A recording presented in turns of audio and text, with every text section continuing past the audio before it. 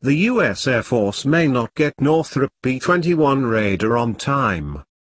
The B-21, the Pentagon's latest classified, multi-billion-dollar program in development by Northrop Grumman Corporation, will suffer if the budget remains capped at the previous year's levels under a budget, said Matthew Donovan.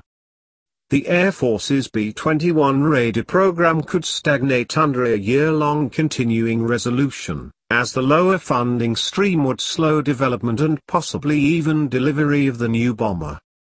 The Air Force awarded Northrop the contract, initially worth $21.4 billion, in 2015. Program costs are expected to exceed $55 billion. The first B-21 is still expected to reach initial operating capability in the mid-2020s, Donovan said.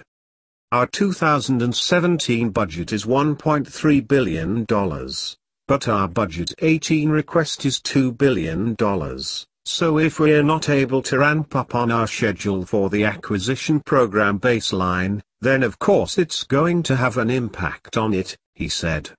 We can't make up that time.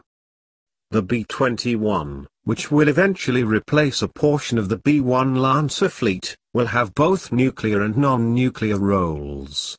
The B-21 will be able to go after multiple targets conventionally but be capable of carrying out only one nuke drop at a time, the head of U.S. Strategic Command said last year. A penetrating bomber, like the B-21, that can only drop gravity bombs and attack how many targets at once with a weapon? The answer is 1. General John Hyten told audiences during a speech at the Hudson Institute in Washington, D.C., in September. That means that every B-21 only goes after one target in a gravity bomb scenario, he said. Northrop Grumman won the B-21 contract in 2015 after a protracted battle with a Boeing Lockheed Martin team. The Air Force currently intends to buy at least 100 B-21s, with the fielding of the first bombers planned for the mid-2020s. Asked for details on how long initial operational capability could be deferred if budget instability continues, Donovan refused to say much more than that. White House Press Secretary Sarah Sanders has indicated President Donald Trump's support for a short-term stopgap. One option is a Republican-backed proposal set for a vote this afternoon, which would fund the government until February 16.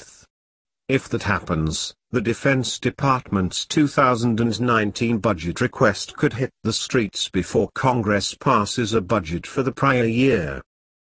Donovan declined to comment on the specifics of the Air Force's upcoming request, but said the administration developed the National Security Strategy, National Defense Strategy and the 2019 budget in parallel, and that all focus on how the U.S. military can regain its edge against Russia and China.